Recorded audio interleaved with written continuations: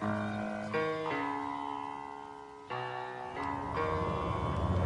the right club. Be the right club today. Yes!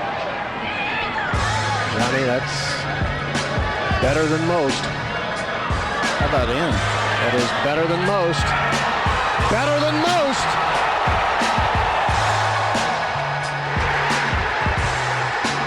Expect anything different? Ladies and gentlemen, welcome back to the No Laying Up podcast. Solly here. We are back this week with another of KVV's historical narratives. Man, I don't even have to do podcasts anymore. The guy's just knocking out narratives left and right. This one is about Rickie Fowler and the 2015 Players Championship. He's been itching to write an essay about Rickie and the players ever since he joined us here at No Laying Up, and it's the 10th anniversary of Rickie's win. Honestly, hard to believe. It has been 10 years, but it felt like the perfect time to look back at it. Probably a lot of stuff in here that you've forgotten about. I know there's definitely a lot of stuff in here that I'd forgotten about. But in the back half of the episode, DJ, KVV, and Sean Martin held a little, round table discussion about Rickie's career, what they remember about that day. DJ and Sean were both right there for that awesome playoff between Rickie, Sergio, Kevin Kisner. It's one of their favorite golf moments ever, too. So this is a fun one. It's a little different, but I think you'll really dig it. And here's KVV on why we're drawn to certain players and the magic of that Sunday afternoon. Here is one of my favorite questions to ask a sports fan. Why do certain athletes mean more to you than others? In team sports, the answer can be as simple as where you're from. As human beings, we are naturally tribal. So a regional connection to an athlete often creates a bond that defies logic or reason. Why, to this day, was a gangly power forward from French Lick, Indiana, something of a religious figure in Boston, Massachusetts? Because Larry Bird played his entire career in Celtics green and white. That magical jump shot would have played in any corner of America, but Boston got to claim him as an adopted son. Had Bird been drafted by the Knicks or the Lakers, those same fans would have viewed him with contempt and disdain. We are often, as Jerry Seinfeld famously said, weirdly more loyal to uniforms than to humans. Team loyalty is a kind of hard thing to justify in the end. You know, I love the Giants, but when you think about it, who are the Giants? You know what I mean? You know what I mean? I mean, it's different guys. Every year it's different guys, right? Teams will move from city to city. You're rooting for clothes when you get right down to it. It's the same outfits. It's the same. I'm rooting for an outfit. That's what it's come down to. I want my team's clothes to beat the clothes from the other city. That's not so bad either. There's nothing really wrong with that. It's laundry. We're rooting for screaming about laundry here. Golf, however, isn't set up with the same kind of regional restraints. It is, like boxing or tennis or darts, a form of individual achievement and expression. The sport has tried, in recent years, to build up some kind of team element, and perhaps you are one of the few people who is emotionally invested in the fortunes of a player because he's a member of the Cliques or the Boston Common or the High Flyers. But for most of us, we're not drawn to root for certain golfers because of a loose connection to our hometown. We don't pull for laundry. We invest in personality. Style can feel just as important as substance in this calculus. There are no wrong answers or regional betrayals when it comes to picking your favorite golfer. If you, or more likely one of your parents, preferred Arnold Palmer to Jack Nicklaus, it didn't have anything to do with Pennsylvania versus Ohio. It was probably because you admired Arnie's boldness, his willingness to risk everything on one impossible shot for no other reason than it made him feel alive. If you preferred Jack, it's probably because you admired his strategy and precision, or his polite but singular intensity. Arnie went for tucked pins and made eagles and doubles. Jack would hit a safe but perfect shot to the middle of the green. He'd roll in a 30-foot putt to beat you, then he'd shake your hand, pat your shoulder, and tell you what a pleasure it was to share your company. He could kick your ass and you'd still thank him for the privilege. So why do we choose who we're drawn to in golf? Maybe we see qualities in them that we admire because we lack them in ourselves. Maybe they represent how we think we'd play or behave if we had the talent or the drive to be one of the best in the world. Or maybe we just like the way they swing. Sometimes it's as simple as that. It doesn't have to be some cosmic mystery that someone like me spins together with syrupy prose trying to explain the meaning of life. Maybe their swing is just sick. Why, for example, do people love Fred Couples? It's not as though he has a riveting, dynamic personality. He has a gentleman's grace and the soft hands and a resting pulse of a heart surgeon. But his swing is one of those movements that blurs the line between athletic endeavor and artistic expression. Sure, plenty of golfers have one more, but how many of them make you feel something the way Couples does? If swing tempo can be translated into music, Fred might as well be our sport's Coltrane.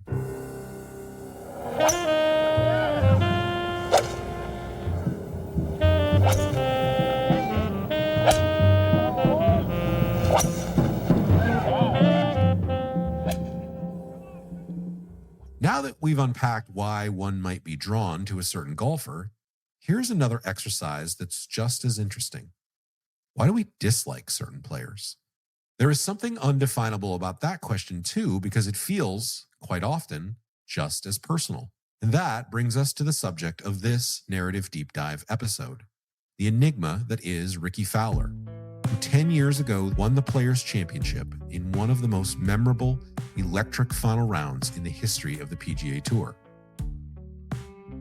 If you were to ask me to draw up a list of my favorite golfers to emerge on the scene after Tiger Woods and Phil Mickelson, I'm not sure Rickie would make the top 10.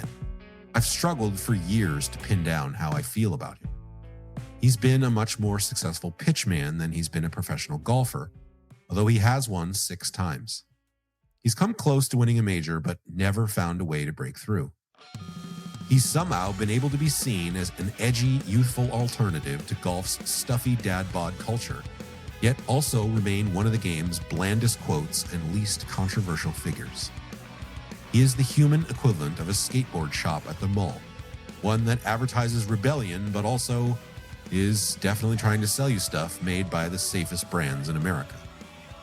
However, if you ask me to list my favorite rounds that anyone has ever played outside a major championship, his final round a decade ago at the Players would be cemented at the top of my list.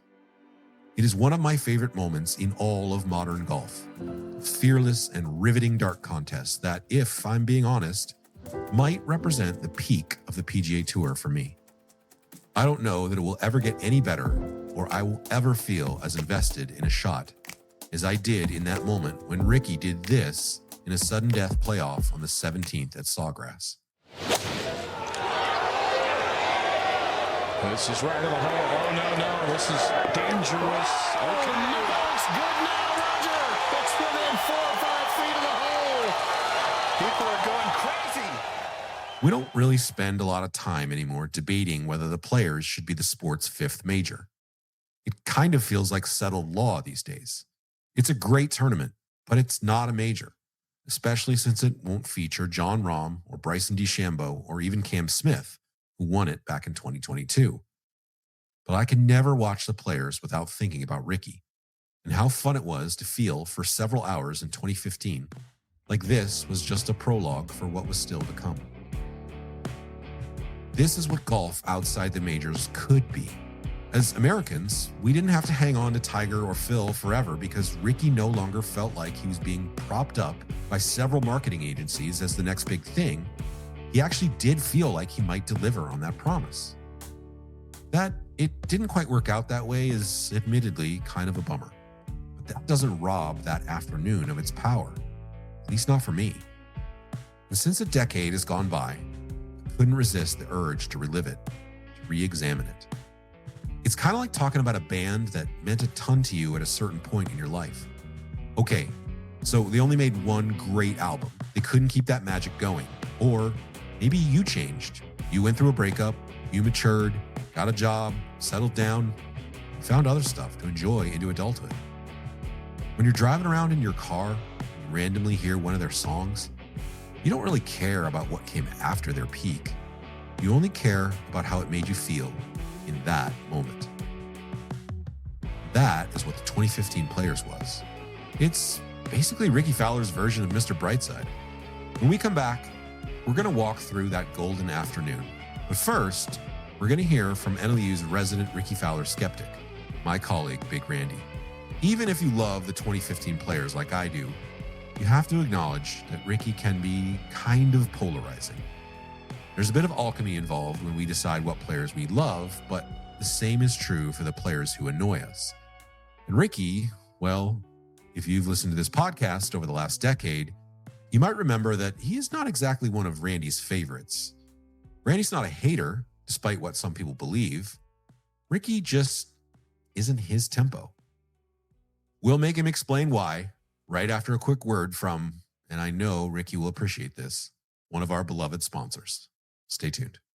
No Laying Up is brought to you by our friends at Rhoback. You know Rhoback. Best fit, best feel. It is getting to be St. Patrick's Day season. Nobody does green like Rhoback does. They just released their St. Patrick's Day collection. It's wonderful. The designs are good.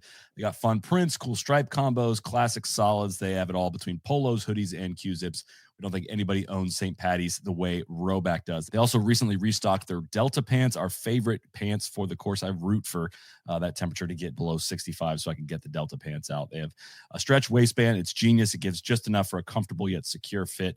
Of course, the fabric, top-notch as well. So if you're getting ready for a spring golf trip with your buddies, let us introduce you to Rhoback Sprint Joggers. They're our go-to travel pants, especially for golf trips. They're incredibly comfortable. They're lightweight, have a great soft feel, great for wearing around the house as well. The Rhoback quality is just different. We wouldn't talk about it as much as we do if it wasn't, if we didn't think that they had the best quality out there. So time to load up on some Rhoback. Use code NLU at Rhoback.com for a generous 20% off your first order through the end of this week. That's spelled RHOBACK.com. It's 20% off all pants, polos, hoodies, and more with code NLU. Back to the pod. Okay, I don't think I'm breaking the fourth wall here by telling you that sometimes the line between what is a bit and what is genuine on the NLU pod can be occasionally blurry, particularly for Randy and TC and DJ. They like to have fun, and so sometimes they lean way into the fun. Pretty often, actually. But there's always a kernel of truth to it. And this is especially true of Randy's decade-long frustration with Rickie. He's joked for years that Rickie was the embodiment of late-stage capitalism. As punishment, he once had to dress like Rickie Fowler for a round after he was eliminated from the competition in Tour Sauce, California. First of all, it's a disgrace that there's not more orange in here. I thought that was his whole thing. I feel like they're going to give me a lot of crap about the shirt, but talk to the store manager, there's just no orange Puma.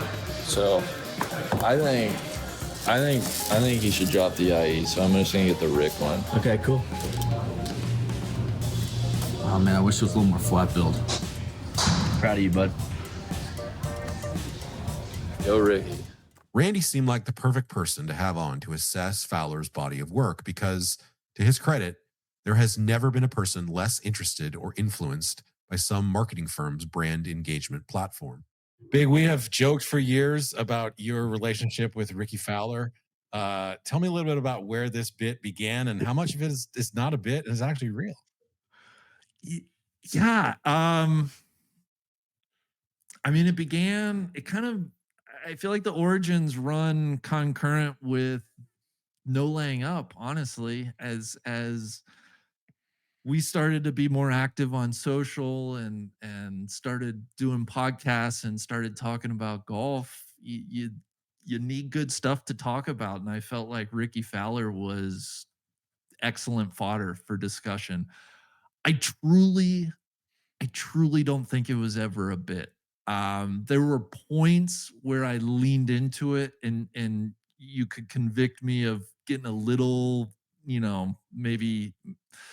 maybe piling on a little bit, or maybe chumming it up, or what's the word I'm looking for? Maybe hamming it up a bit too much. Okay. I will cop to that.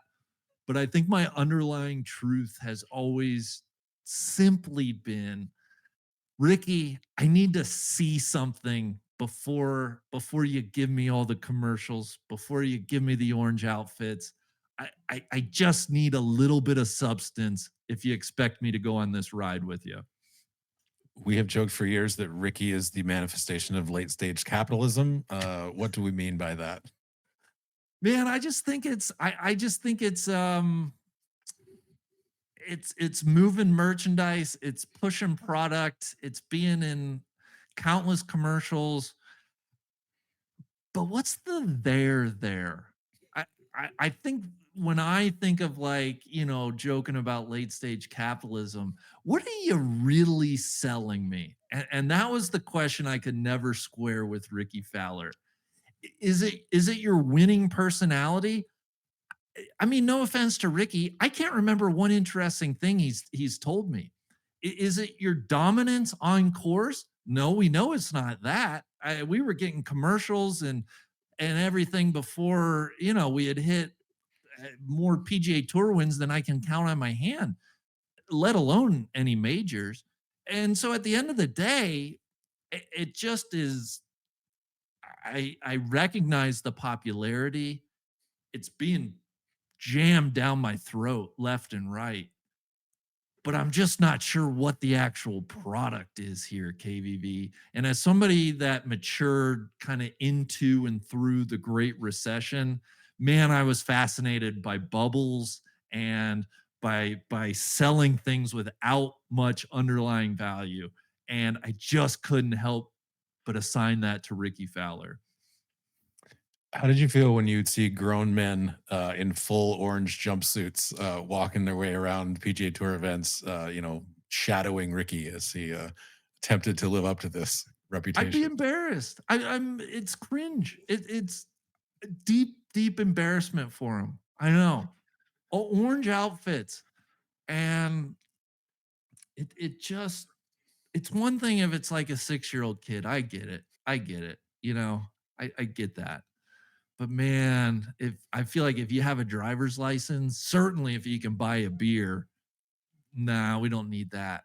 Not again, because what's underneath there? What's the fandom for? I've never gotten that. Is he like a dynamic personality on the golf course? No, I don't believe so. Is he a great quote? Is he like one of the most engaging minds in the sport? No. Is it dominant? No. So it's like, what is it? You've just been sold.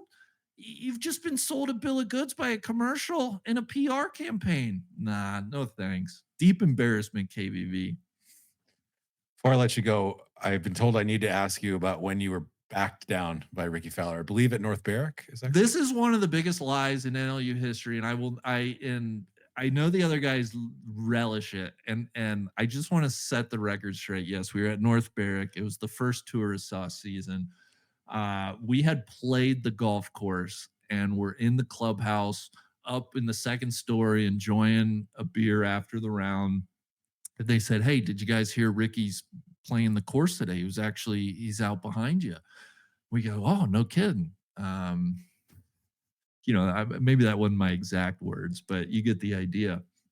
And anyway, we're out on the balcony as, I watched Rickie Fowler play the 18th of North Berwick. We're having a great conversation. It's a beautiful day. We got drinks in hand. And the rest of the time, that's what I'm doing. I told them, "Hey, I'm out on the balcony. I've established my position. If Rickie wants to come out here and say anything to me, he's more than welcome to. I'm not going into the clubhouse to seek him out. I say what I said. He's not going to change my mind. I don't feel like I owe him anything."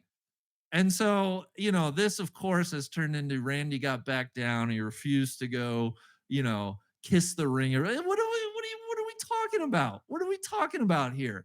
I was on the balcony. If he wanted to come out and see me, he absolutely could have. You had the high ground, perhaps the moral high ground as well. That's right. Thank you, Mr. Big.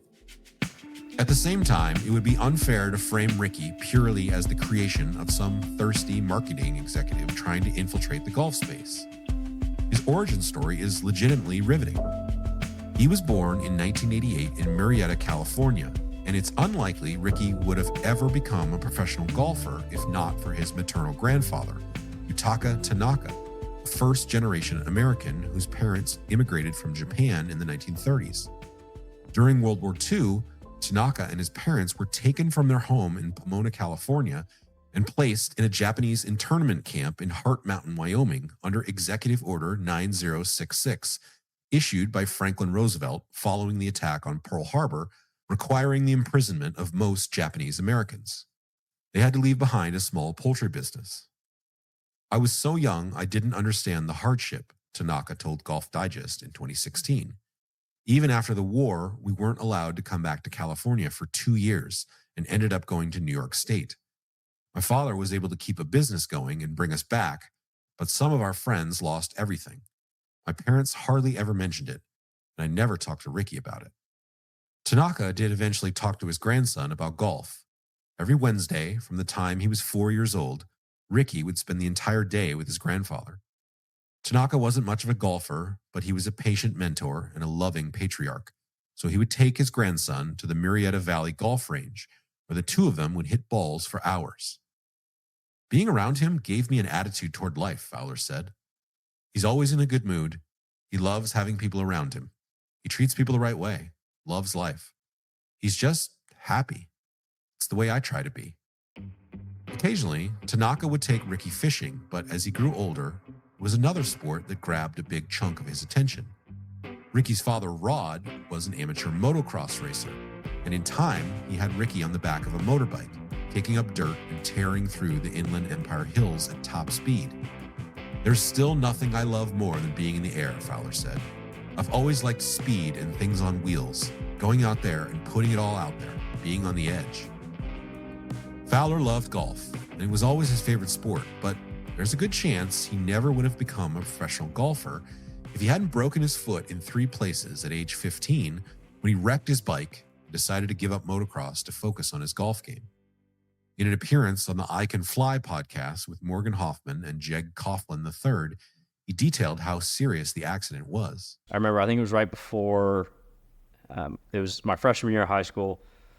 Our golf season out in California would be in the spring, so like second semester of freshman year. Yeah. And I actually had a crash on my pit bike. It wasn't my fault, but ran into someone when we were out in the desert.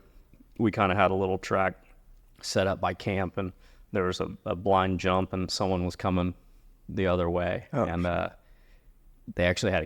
they were giving one of their kids a ride on the front of their bike, and so there's a little kid sitting in front, and so I came up, and I mean, I was on the 110, so it wasn't like crazy fast or anything, but I had it laid over, and I just remember in the air seeing them come up, and so I ditched the bike. Oh, shit. Luckily, they were all good. I mean, you just see the kid there. It's no thinking. It's react, and I broke my foot in 3 spots, blew up my left knee. Luckily, nothing structurally was bad there, but ended up being in a boot for, 6 weeks or 2 months. Letting that heal. Minor for what dirt bike injuries could be. But at that time it was like, all right, if I want to take golf seriously, I can't really be riding and putting myself at risk.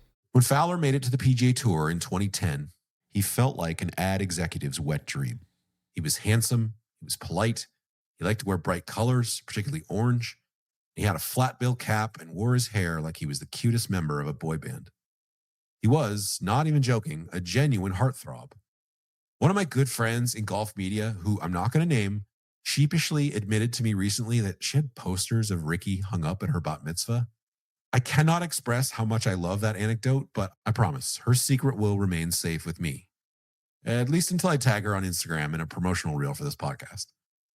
Rickie was somehow edgy without ever being offensive, and that made him a magnet for up-and-coming brands trying to infiltrate the golf space, but also, weirdly, insurance companies and mortgage brokers. And the motocross thing, well, that was big too, even just as a gimmick. Outside of Tiger Woods, golf was seen by many as a sport of either skinny weaklings or balding divorcees with dad bods. Rickie wasn't that. Rickie was, dare I say this as a 47-year-old man, cool. When he teamed up with Bubba Watson, Ben Crane, and Hunter Mahan and filmed a parody rap group called the Golf Boys in the vein of Andy Samberg and the Lonely Island, golf kind of had its first crossover star. We're going flat bills, we're going flat bills. Rickie Fowler, flat bills. We're going button. There was just one problem. He couldn't deliver on the hype. Rickie Fowler was, by any objective measure, great at golf. He made the Ryder Cup team in 2010. He was the PGA Tour Rookie of the Year. He finished 5th at the Open Championship as a 22-year-old. His face was everywhere. His popularity exploded. He just didn't win that often. When he captured the Wells Fargo in 2012, beating Rory McIlroy for his first professional victory, it felt like the floodgates might open. But they just didn't. In 2014, he became just the 3rd golfer in history to finish in the top 5 at all 4 majors, something only Jack Nicklaus and Tiger Woods had accomplished. But without a win, what it mostly did was raise questions about whether he lacked that extra gear that great golfers use to close. Rickie's habit of waiting around to congratulate the winner every week became a running joke on golf Twitter. There was Rick again, behind the 18th green, waiting to shake hands with another buddy who did what he couldn't do. It drove some people in media crazy, none more than professional provocateur Skip Bayless. But maybe never in the history of sports has a player been more overrated, certainly more overhyped, than Rickie Fowler. Never has a player in any sport had more national TV commercials while winning less than Rickie Fowler has. Yet here's the punchline on Rickie Fowler. Marketing lightning rod. He's not even funny. There's nothing particularly witty or entertaining about the interviews that he gives. There's no magnetic charisma. There's none of that. Yet he's routinely viewed as golf's most popular player. That was the state of Rickie Fowler discourse in 2015. But it wasn't just the media. He was placed in featured groups so often on PGA Tour Live, fellow players started privately referring to it as Rickie Tour Live. The week of the 2015 Players Championship, Sports Illustrated ran a poll of PGA Tour players where they were asked to anonymously pick someone as the game's most overrated player. 24% picked Fowler, tying him for the top spot with Ian Poulter. Fowler saw the poll while scrolling through Twitter prior to his opening round. "I laughed," he said. "I thought it was funny." Nothing felt particularly funny when Fowler tumbled down the leaderboard in the 3rd round of the Players after climbing into contention the first 2 days. Fowler began his final round 4 shots behind Chris Kirk, and no one on the broadcast was giving him much of a thought. Most of us on golf Twitter were too busy laughing at NBC announcer Josh Elliott's now infamous Mother's Day setup piece about Kirk, the other enduring piece of golf history to unfold that day. Candidly, this clip doesn't have anything to do with Rickie Fowler, but I don't care. It's an essential piece of the cultural collage that was that Sunday, and it only exists like an important artifact because TC was able to whip out his phone and record his TV screen. NBC memory hold it otherwise. I'm not sure modern golf was ever better than this. All of which matters not at all to Chris Kirk. He had dinner with his family last night, helped bathe his 2 young sons, and perhaps allowed himself a fleeting glimpse of what could be. And he says nothing will change for him today, and for 18 more holes, perhaps he'll be right. But if he is, then everything will change. It's our Mother's Day gift to you all, this glorious madness. So to the golf we go. When we return, we'll dig in on Rickie's own glorious madness and why it still resonates a decade later. Everything didn't change, but what a gift it was anyway. No Laying Up is brought to you by FanDuel. The Players' Championship is here. Everyone is wondering, will there be an ace on the iconic Island Green? Well, right now on FanDuel, you can bet on just that and boost your winnings even more with a profit boost. I don't know if they're counting the Creator Classic in this one, but I'm assuming they are not. But look for that front hole location. There's almost always an ace in that one. Tons of fun stuff going on FanDuel for this coming week. I'm excited to get in on the action as well. So step up to the tee, take a swing at betting golf on America's #1 sportsbook and get a profit boost when you bet if there will be a hole-in-one on the 17th hole at the Players. Just visit FanDuel.com/NLU to get started. FanDuel, official betting operator of the PGA Tour. Must be 21 and older and present in select states or 18 and older and present in D.C. Opt-in required. Bonus issued as non-withdrawable profit boost tokens. Restrictions apply, including any token expiration and max wager amount. See terms at sportsbook.fanduel.com. Gambling problem? Call 1-800-GAMBLER. Visit rg-help.com. Back to the pod. Here is an interesting truth about Rickie Fowler's final round at the 2015 Players. It was pretty pedestrian for the first 12 holes. He played the front 9 in even par and he bogeyed the 10th hole. When he came to the 13th, he was 5 shots behind Sergio Garcia. Most of his final round wasn't even on television because he was such a non-factor. I know that 10 years doesn't feel like that long ago, but this might help synthesize that it actually was. There used to be internet footage of the birdie Rickie made on 13, but it only existed on Vine, a streaming platform that no longer exists. It would be like my parents trying to queue up a shot by Jack Nicklaus on Betamax, only learned that the tape had sadly deteriorated. But trust me, the birdie on 13 was essential, like watching someone get defibrillator paddles to the chest and reset their heart rhythm. At least he was alive. Even when Rickie rolled in a 15-foot birdie on the 15th hole, he didn't quite feel real just yet. There was still too much ground to make up, and it seemed like Fowler might have to play the last 3 holes in 4 under par just to have a chance. Anyone who had followed Rickie's career up to this point would have conceded that nothing felt out of the ordinary just yet. This is what Rickie did. Played decent enough once he was out of contention to put a satisfactory spin on the week. In the words of Logan Roy on Succession, he was not a killer. And to win big tournaments, one has to be a killer. This is what made what happened next genuinely one of my favorite shots in the history of professional golf. Rickie Fowler hit a good drive on the par 5's 16th hole and was left with 243 yards to a peninsula green.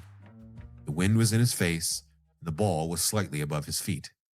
He had never made an eagle on the 16th before, but if he didn't make one now, his tournament was essentially over. He and his caddy, Joe Scavron, talked over the club selection and ultimately decided to hit a choked-up 3-wood. If they were right, the ball would carry the water by maybe a yard or two. From there, fate would have to take over. Sometimes when I'm bored, I cue up this clip. It's not quite as famous as a pair of shots that are still to come, but in this moment, it was everything. Podcasting is obviously an audio medium, but in some ways, it's better just to hear how it unfolded.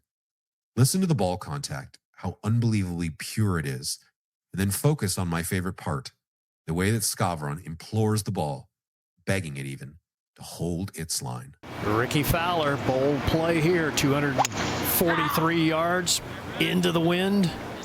Stay there. Oh, it's headed a little right. Oh, what a bounce! What a bounce!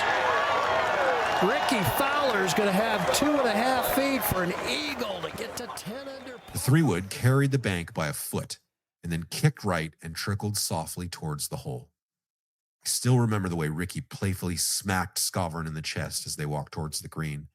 That acknowledgement that faith and trust in each other had been, in this moment, rewarded. His tap-in for eagle would not have meant much if the round had stalled from there. Instead, came to the 17th green, just a shot off the lead, and threw a dart just 4 feet left of the pin. You could feel the amphitheater surrounding the island green vibrate, the roars ripping across the water and lingering in the air like a sermon.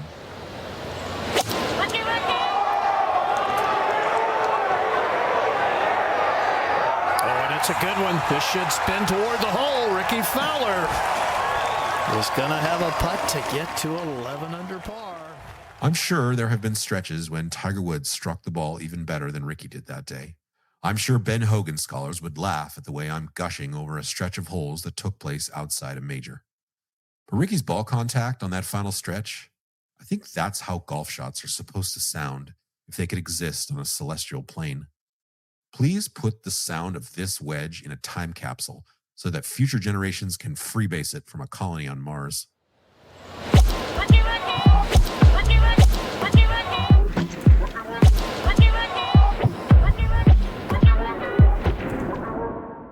He wasn't finished. Somehow, Rickie kept raising the bar. The tee shot on 18 is one of the hardest in golf. It implores you to hit a tight draw around the corner. But if you play the proper shot, it brings the lake into play.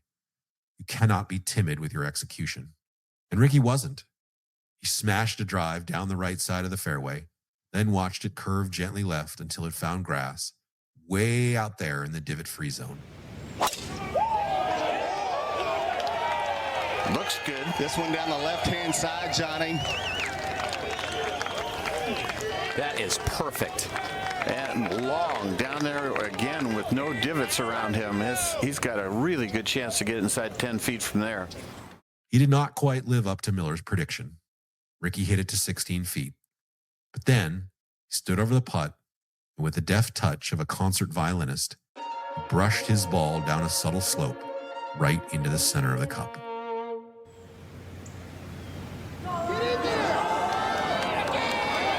Rickie Fowler with an incredible run down the stretch.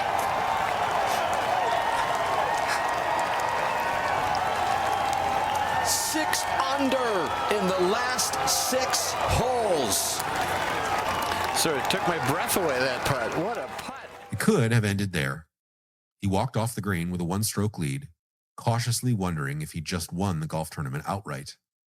But the fact that he didn't, that there was still a playoff looming, made it an even sweeter memory. Sergio Garcia and Kevin Kisner are, just to be frank, decidedly not my dudes. It's okay if you like either, or both. Again, there's no right answers when it comes to picking the players you choose to root for or against. What matters here is that both players were up for the fight. They each trailed by a stroke on the 17th tee, and when Garcia hit his approach long to the back of the green, it would mean he would need to roll in a 43-footer to tie. If you don't remember, you can probably guess what happened. Is he going to stretch? Sergio Garcia. Oh, man. What a putt. A few seconds later, it was Kisner's turn to roll in a birdie. And make it another one. Kisner to 12 under par. I could walk you shot for shot through the 3-hole aggregate playoff, but what ultimately matters is that Kisner and Fowler felt like tiny Greek gods in that golden afternoon light, hurling lightning bolts at each other. They each birdied the 17th again, and I remember jumping off my couch, punching the air, shouting various curse words at my television. Great endings have to unfurl organically. They can't be manufactured, which is why they feel so special when they do arrive. But in all the years since, I've wished that golf could have found a way to bottle up that afternoon and deliver it more often. I don't think it mattered who you were rooting for that day. Either way, you got to watch some of the boldest and most audacious golf in that tournament's history. Sergio was eliminated when he couldn't make a birdie on 18, but that meant Kisner and Fowler were headed back to the 17th tee at least one more time. I've already played this clip for you at the beginning of the podcast, but I want you to hear it one more time because it's one of my favorite calls in history. There is a moment right after the ball leaves Rickie's club face when NBC announcer Roger Maltby is convinced Fowler has just thrown away the fairy tale. No one goes right of the pin on 17 on Sunday. You are courting disaster.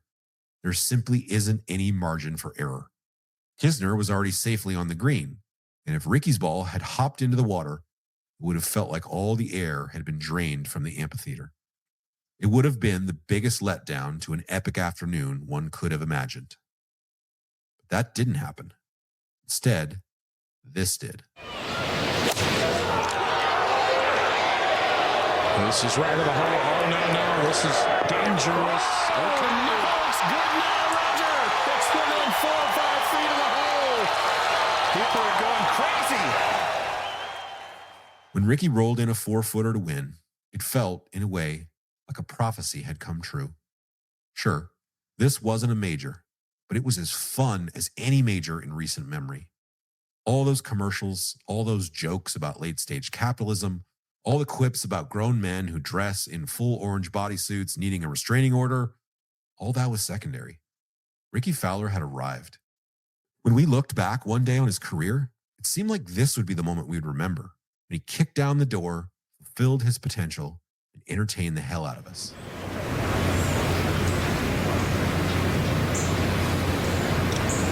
And that too does it for Rickie Fowler. Rickie Fowler owns the Island Green and the 2015 Players Championship.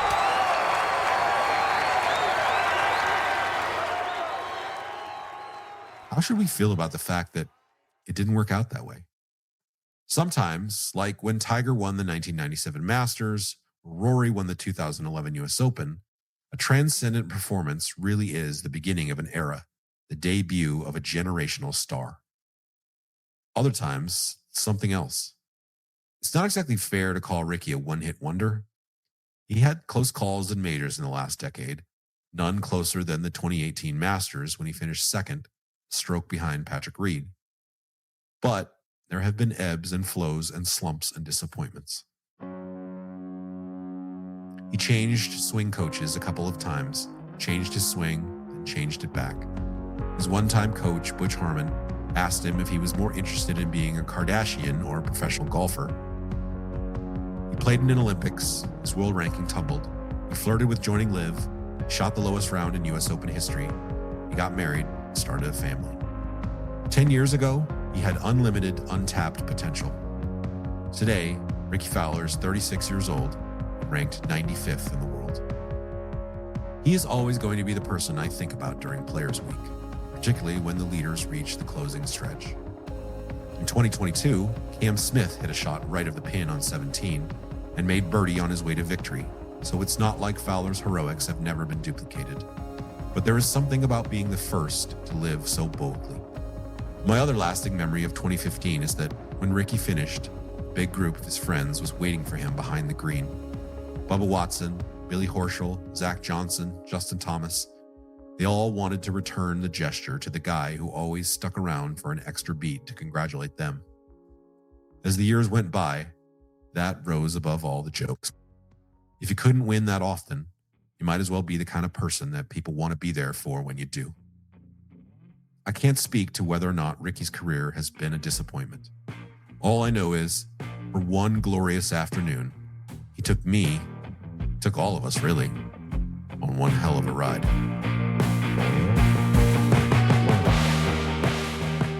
Thanks for listening. I'm Kevin Van Valkenburg, editorial director at No Laying Up. Sound mixing and music for this episode was done by Charlie Van Kirk, with additional music by Kerry Van Kirk and Asher Kurtz. Additional editing and reporting by DJ Pahowski.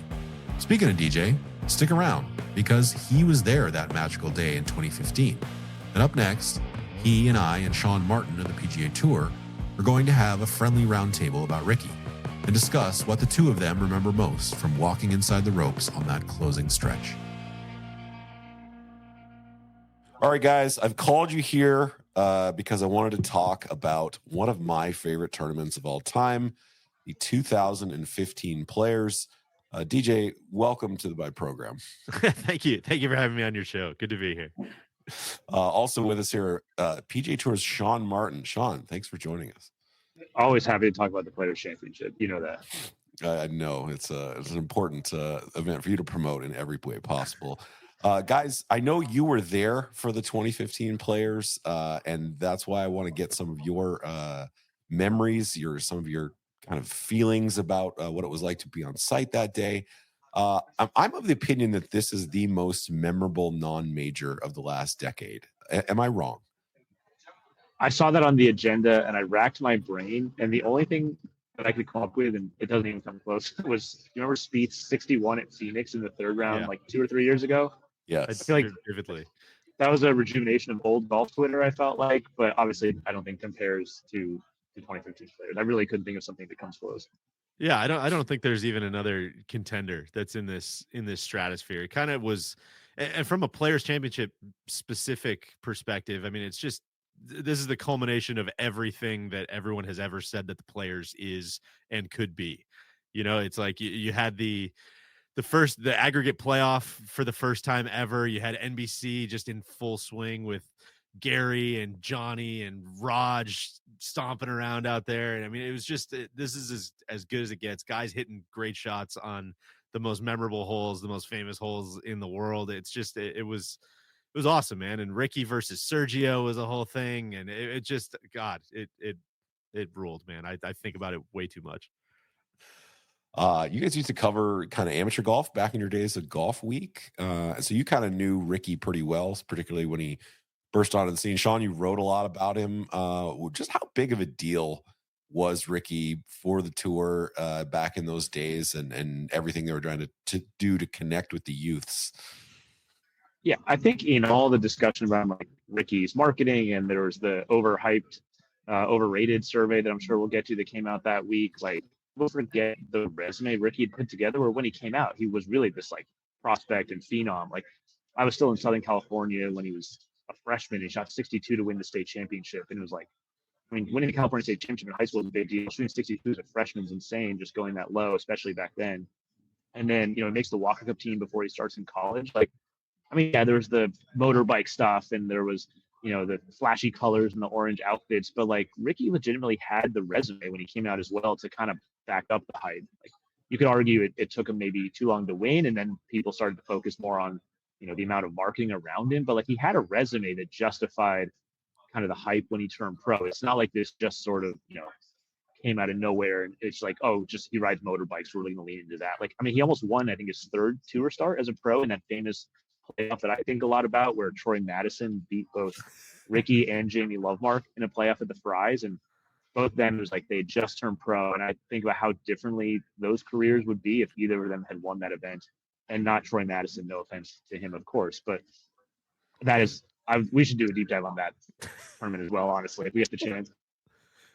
It's you're totally right. And I mean, it was for all the like you said, for all the this guy's overrated, this guy's overhyped, all of that kind of became true eventually, but at this point that was not the case. I mean, he was the number one amateur in the world, right? And it kind of reminds you, Kev, we were talking about Spieth recently and kind of this same 2013, 2014, 15 time frame. And I mean, Rickie's kind of the only guy that's comparable, I feel like, to Jordan's ascendance from like an American golf perspective, as a guy who, like I was saying the other day, it's kind of hard for the casual golf fan to have space in their brain for 200 tour players. And then, also, what are the youths doing? What's going on in amateur golf? You've only got space for one or two of those guys.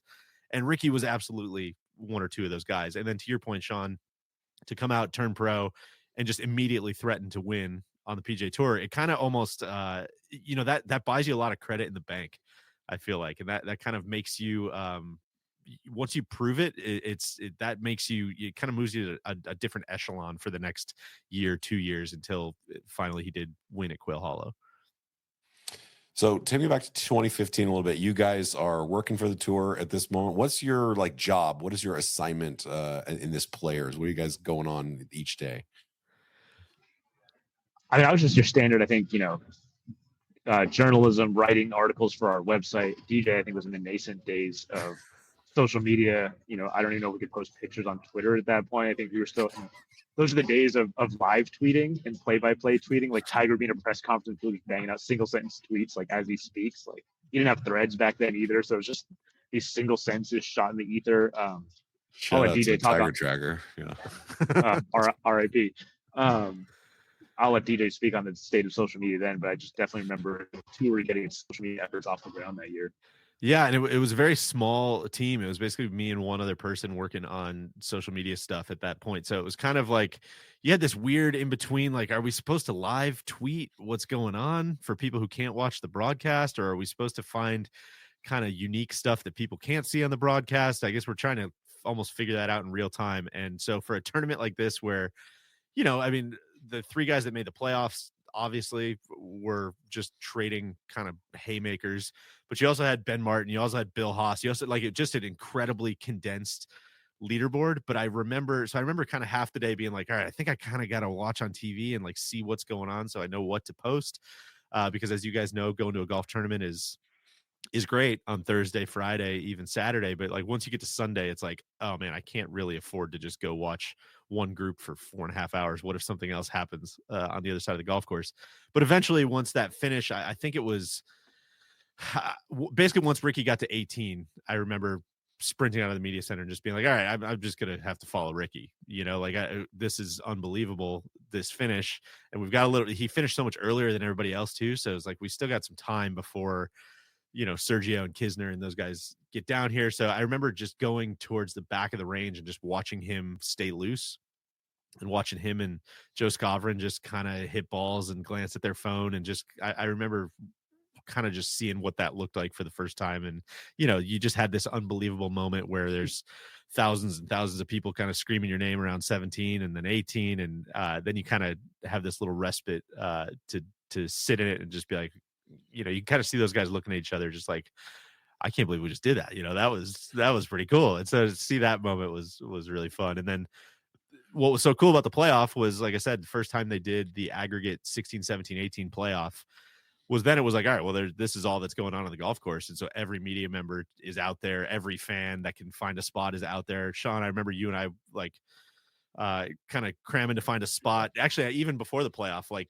being out there doubling back for Sergio getting to 17, and he makes that bomb on 17, which is like maybe the loudest I've ever heard that hole until Rickie stuffs it in the playoff. I mean, I think we took a selfie at that moment. I don't know if you still have it. Maybe if someone's producing this, they can throw it up on the screen. But there's definitely, I remember, it was like, I should take a selfie at this moment. 2015 also was, the beginning of like some golf podcasts that occasionally offer constructive criticism to the PGA Tour about how they operate. And at that time, I think the Players Championship was maybe a subject of some of that criticism. And I just remember walking with DJ of like, you're walking down 17 at the car path at the base of the hill where like literally everyone's gathered, fueled by Michelob Ultras and Sawgrass splashes. And like, they're just like cheering and you're like, this is sick. Like, I know, like, I get what some people's, maybe pushback against the players is if they, have issues with the tour, let's say, but like it was objectively sick. I think that was a start too of like the players, I think, really growing in, I don't know, stature and just like a tournament itself. Like I think it's come a long way in the last decade, but like I remember just being a DJ, I think both of us thinking like this is objectively sick. Well, I think for a long time leading up to that, and again, we were both working, you still are working at the tour, I was working at the tour at that time too, and so it's like there was just a lot of telling everybody how great the players was, and it's like Matt Kuchar, man, he was unbelievable. Here we are unveiling the Matt Kuchar painting in the clubhouse of TVC Sawgrass. Isn't this hallowed grounds? And you're like, yeah, okay.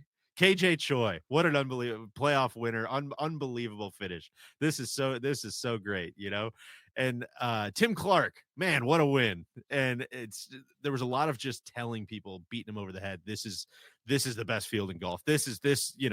The tour never, I will continue to contend, the tour never said publicly like this should be a major. That was a lot of either behind the scenes or kind of conjecture of, people saying the tour was pushing very hard for this to be the fifth major, but it was a lot of people talking about the idea of the players. And that was I think the first moment where it was just like, oh no, man, this is it. Like, this is all the things everybody's kind of been trying to sell you, all packaged up finally and kind of realized.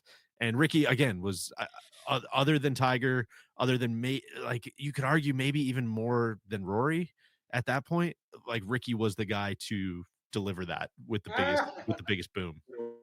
2015 too is peak Rickie. Like the year before, he's top 5 in all 4 majors. He wins Abu Dhabi to start 2015. Like there's the big 4, I think it was, of like Rory, Rickie, Jason Day, and Jordan Spieth, I think. And at this time, like Spieth has just won the Masters. So you have a 20-year-old Masters champion who's on ascendance. Like Rickie had done enough where like Rory had his 4 majors, but like Rory, Rickie, there still were enough like intersections of their careers where you could kind of make a case for that. I don't know if you call it a rivalry, but at least like a competitive like interplay, if you will. And then you sprinkle in Sergio too, right? Like that I think again is just one of those things that just makes the whole cocktail a little more potent, right? Like you kind of need a villain a little bit. Sergio hadn't won the Masters yet. He had a long storied history of playing really freaking great golf at the Players, so he's very, very familiar to that audience. But also, I think this was kind of right around the time was this right around the fried chicken comments, or was that maybe before this? He was kind of in the mode of starting to step on his own, in pretty frequent succession. And so like I don't know what you remember, Sean, but I remember maybe half and half the audience, just like half the crowd kind of not Sergio fans very vocally, and half the crowd just like you gotta hand it to this guy. And that made for a really interesting thing. And so then Rickie just kind of becomes the hero in in perspective to that. And so it's just, I don't know. This event kind of invented Kevin Kisner too. I feel. I was like. going to say that Kevin Kisner was not Kevin Kisner at this point. This was kind of like the start of Kevin Kisner, who's like at this point, early 30s, hasn't won on tour, like good college career. Then he like got the shanks on the nationwide tour. He's considering quitting. He rebuilt his swing with John Tillery. And like, this is the start of like Kisner actually having success on the tour. Until then, I think he'd been up and, back and forth, a 4A player between Korn Ferry and the PGA Tour, but like he was wearing Bobby Jones apparel in the playoff, I noticed, which I feel like you bought that maybe at Costco. I don't know. But this is Kevin Kisner may not be on NBC today if it's not for this tournament. Truly. That's truly, yeah. What I mean, Kev, what happens if that putt goes in? If Kisner makes that putt on 18? I honestly have thought about that. I've watched it a few times. I mean, it's such a pure putt. Like, this is such an absolutely good putt. It still seems like insane that it didn't go in. And there's a great presser with him, and he's like holding his baby daughter, who now has got to be 12 or 13 or something, and he's like, yeah, it was 100% in with like a foot to go. I don't know. I mean, it's fascinating to think about like how different the legacy of that tournament is. I think if Kisner wins, or I mentioned in the essay that I did, if Rickie's ball takes like a hard bounce in the playoff and goes into the water, Kisner 2 putts for the win, it's such a deflating moment to like such an otherwise exciting day that it's just a totally different feeling. But because Rickie's pushes that wedge just a hair and it checks up and spins, it's like one of the great moments of all time. And I feel like you can point to 4 or 5 moments from that day where it's like, the one we haven't mentioned yet is Rickie shot into 16 in regulation, which like definitely should have been in the water. Yeah. Right. Like that. He got, not only did he catch, he clearly pushes the fairway wood that he's hitting in there. And not only does it barely clear the lip, not only does it, not just take the hot bounce forward, it somehow kind of like dies. And it's so soft, it checks up, and then like also love that it's an orange fairway wood, which like I'm glad we're past the days of like our woods being different colors. Like I loved a certain company that only makes their drivers black and their woods black. Like, yeah, man, like that way you don't know if the player is playing our most recent model. Like they just know the brand on their hat and they see they're playing a black driver, so that, like the fan doesn't know. But if you make it orange and blue and white and red, like fans know if you're using the latest stuff or not. Like that's true. I'm glad that phase is past. The other one that I had forgotten about until I kind of started reading some stuff about this again was just that Sergio missed 15 putts inside 10 feet that week. Yeah. I mean, that sounds on brand. Like he makes one of those and he wins the golf tournament. It's just, I mean, Sergio doesn't have his major yet either. So anytime a guy with 2 players and no majors, it just almost adds more to the like, man, what an underachieving career this has been that this guy does not have a major. He gets 2 years later. What do you guys remember about the most overrated golfers poll that came out in SI that week? It's funny now because, like, I mean, really, like, I mean, the guy had it was peak Rickie. Like I said, he top 5 in all 4 majors. He'd won in Abu Dhabi. He was a top 10 player in the world. So, like, it's hard to call him overrated when he's a top 10 player. If he was 60th in the world, sure. I don't, kind of like maybe the hoodie debate that comes on later. I just feel like that was an era of golf where, man, which is funny because Johnny Miller wore plaid pants, but like just his clothes are too bright and everyone just likes him because his clothes are orange. And there was a lot of oxygen on that for some reason. That was the big debate, I think, in golf fashion back then was, how bright is too bright? I wrote an article on Rickie in 2012 and quoted some of the commenters on other Rickie articles we had, and people calling him a clown and the court jester and whatever. And I don't know. I get it, the pushback to like, hey, he's really marketable, but like he was still a 20, I don't know, how old was he? Probably late 20s, mid 20s then, player who's top 10 in the world. 26, like, yeah. Maybe it just 25. felt like that was like a reflexive answer when people asked about overrated, because it's hard to call him that at that point. Also, knowing magazine publishing cycles, I mean, that interview might have taken, or that survey might have taken place in like last November or something. 100%. It also is just, I mean, it was designed in a lab though, right? I mean, it just is the perfect sports argument for somebody who, maybe watches the 4 majors and maybe a handful of other tournaments. Like, I mean, I would almost say, I don't know if the majority of golf fans felt that way, but large portion of people sitting on a bar stool after a Sunday morning round of golf, I'm sure would feel that same way, right? Just because it's a perfect take to have when somebody's not winning. Hopefully Solly doesn't listen to this, but because I don't want to give him any credit. But Rickie's the perfect, kind of the original Big Tone, right? Of like, dude, he played well enough to win a lot of times, and sometimes you get that bounce on 16, and sometimes you don't. Sometimes Sergio doesn't make any of those putts inside 10 feet, and sometimes he does. And so, it's kind of the I don't remember him other than Sean. Maybe you have a better memory, but other than Bay Hill, remember when he was paired with Tiger and just completely shit the bed? I don't remember him. I don't remember him blowing a lot of golf tournaments. I remember It him getting happened. stuck in neutral a lot. I remember the Phoenix Open. Yeah. Oh yeah. Yeah.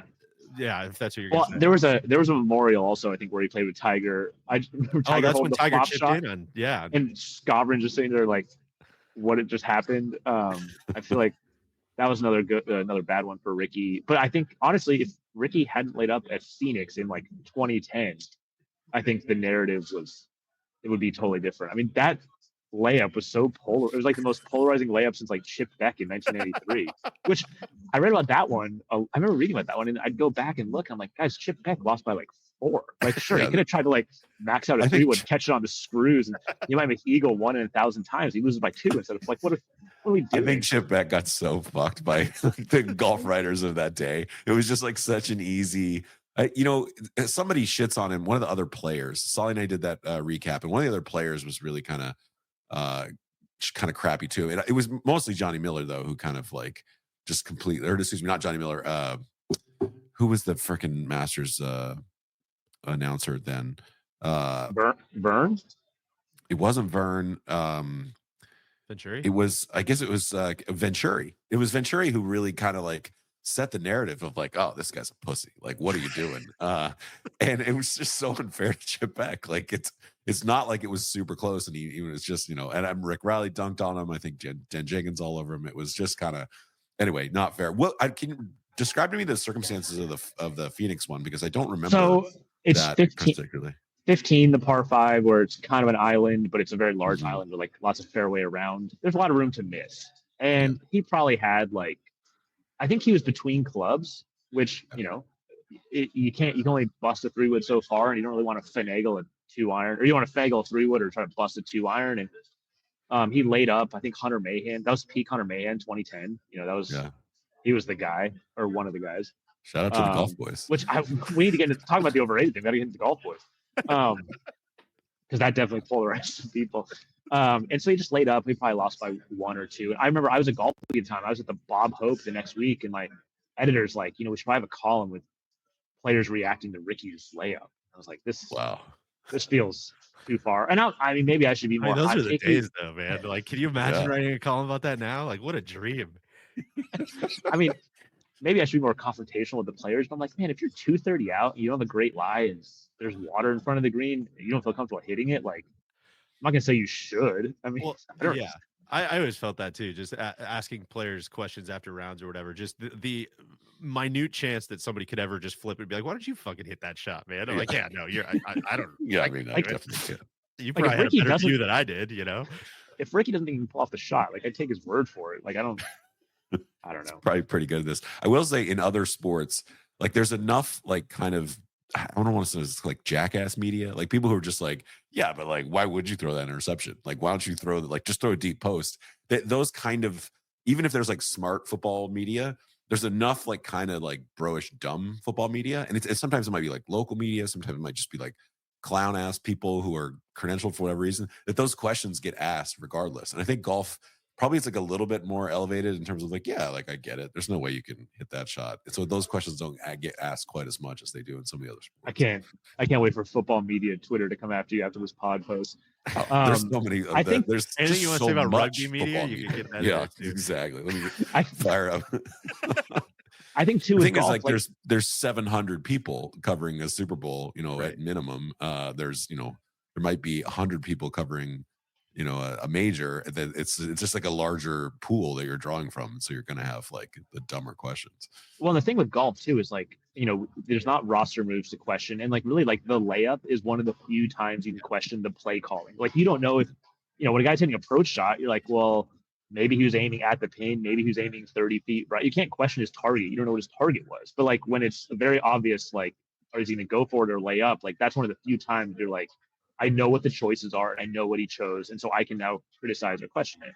Well, I think there's also something interesting here too. And maybe this is a bit of a reach, but it's the big dissonance in a lot of this conversation too, I think, and it is kind of relevant somewhat if you squint to the layup stuff, is Rickie, the guy on the magazine cover, versus Rickie, the actual person, and I think it is such a weird, it was such a weird situation because, like you said, Sean, he had all the talent in the world. He had all the prerequisites to be the next dude. You throw in all the fashion stuff, you throw in the dirt bike stuff, you throw in all the, like this guy on paper, man, this guy is he's the guy. He's the swaggiest guy ever. He's going to be a marketing machine. He's going to be like, Jeremy McGrath on the PGA Tour.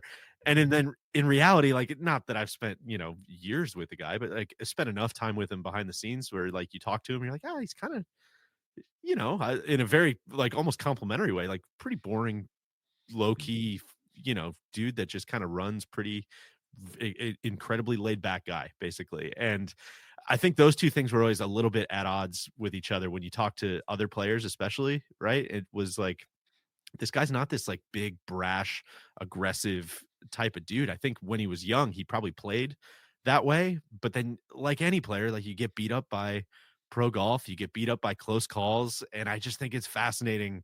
I think that disconnect is the most fascinating thing about Rickie. I know that's kind of the crux of probably what you got at, Kev, but yeah.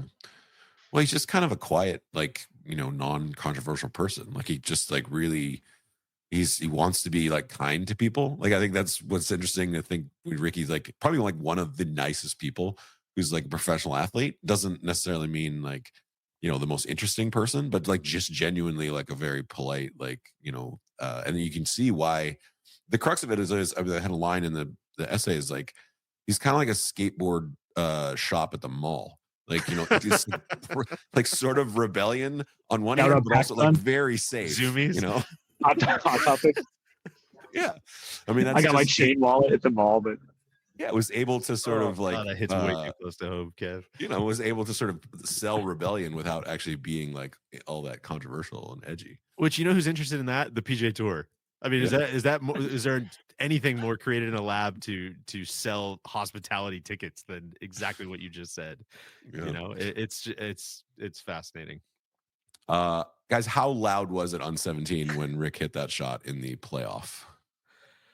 I mean, I think it was loud. You can't hear, like, just can't hear each other. Like, DJ and I are standing next to each other, and you can't hear what the other person's saying at all. Yeah, I mean, it's unbelievable. Like, I don't know. I don't know how you would top it, right? I mean, other than Tiger making an ace in his peak, maybe. Like, but it was pretty maxed out. I don't know how it could get too much louder.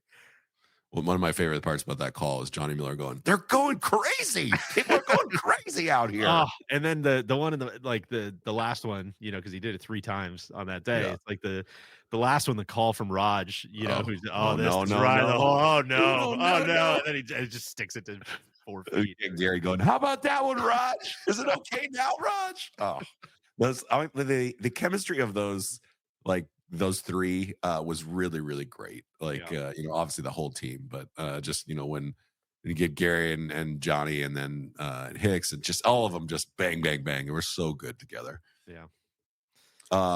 Guys, why do you think Rickie was never able to be that dude that we saw on Sunday? Or was he that dude again at the 2018 Masters?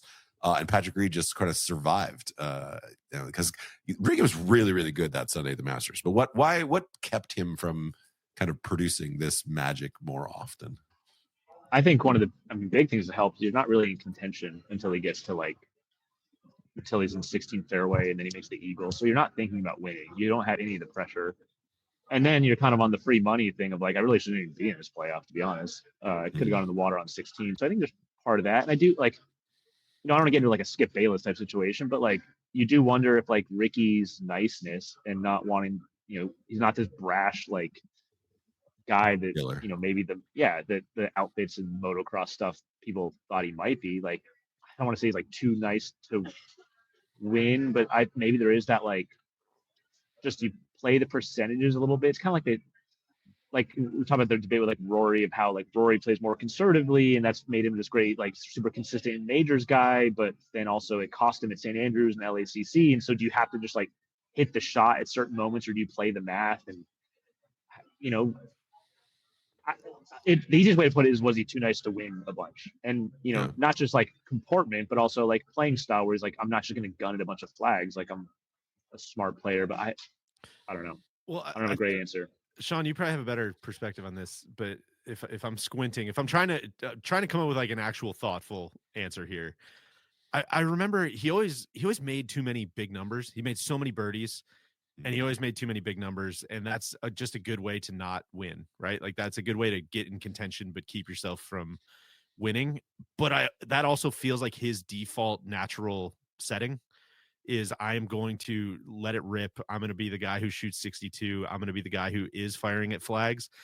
And I think almost when you become like, I'm playing in big tournaments week after week after week, you have to kind of start coming back to the field a little bit. And you got to almost start thinking like the way you just described. And I need to play a little more conservative, and I need to erase these big numbers. And I almost wonder if that took away some of the, I don't know, cliche alert, but like the swashbuckling, I'm going to just go for it. And maybe I catch it on a peak week, and maybe maybe I do break through, and I'm going to lose a lot more than I'm going to win anyways. But maybe I have 4, 5, 6, 10, 12 weeks where it does all pay off and the stars do align, and I do beat the field because my best is that good. I think that's a fair case you could make. I think this sports talk radio case is exactly what Sean said. And if I was distilling it down to a soundbite, it's like, man, I don't think the guy who gives that putt at the Ryder Cup to lose is a killer, straight up.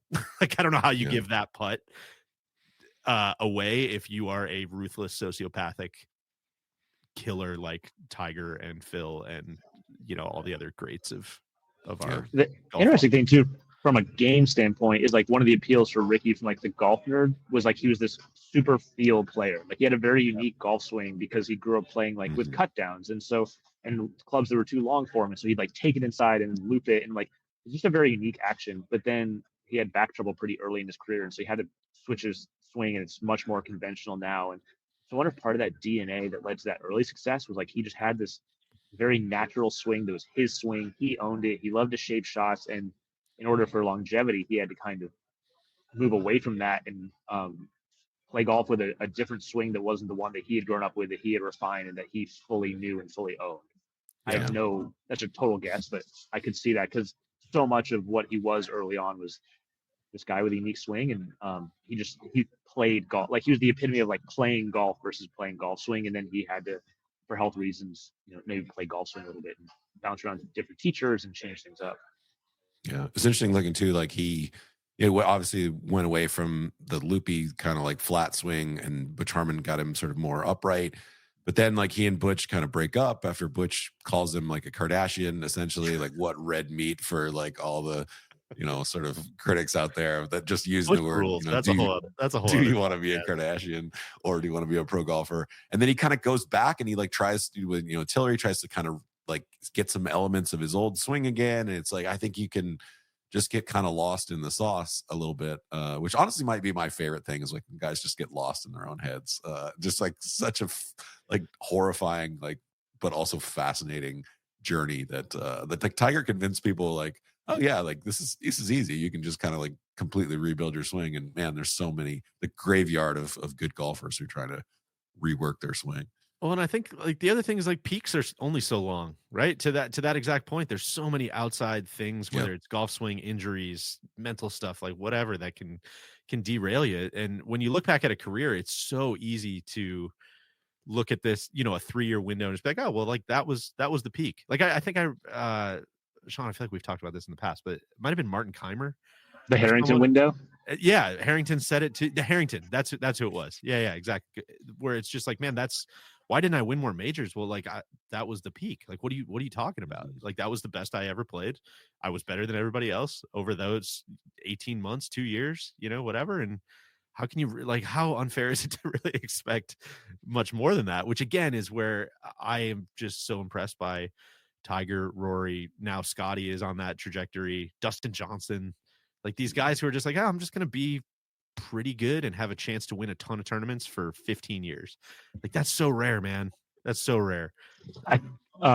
Winning, it can be a crush, but like winning is so hard. Like I think of like Ludwig at the Genesis, like he's a top 5 player in the world.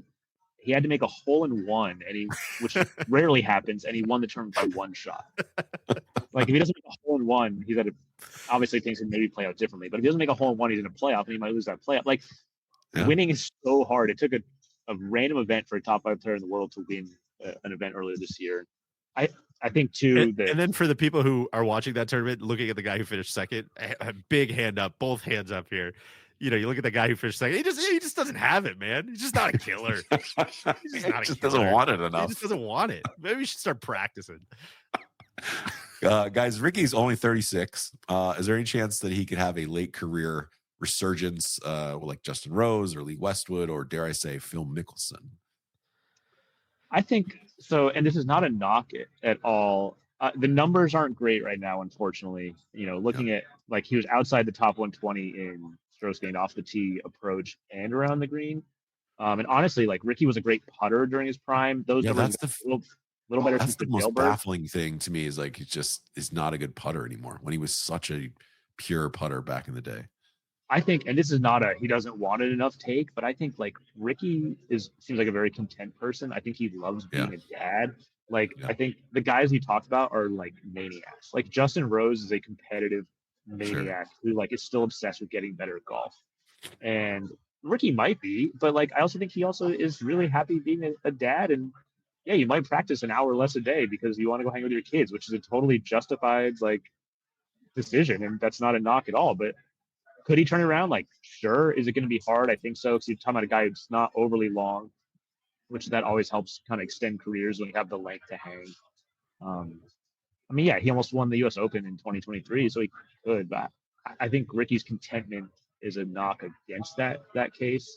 Yeah, I think that's I think that's totally fair. And I think truth serum, I'm guessing he would probably give you the same answer on that. And I think what's the other fascinating thing, and again, Sean, I'm with you. Like, this is not a knock; it's just a fact. Is Rickie made so much money on and off the golf course? Like, it's a different era, right? Than Justin Rose even came up in that era of watching guys win majors at older ages and watching guys extend their careers, and the peaks of people's careers were much older, and I'm sure he's got a little bit of that in his DNA. But I mean, look at the game now. Like, we keep bringing up Ludwig and look at Luke Clanton and look at like a lot of these younger guys, man. It's just going to be so much harder to stay relevant at that age, especially as speed starts to drop, especially as you can't practice as much. It's not a knock. It's just, it's somewhat unrealistic. And then you also throw in like, oh, by the way, I have,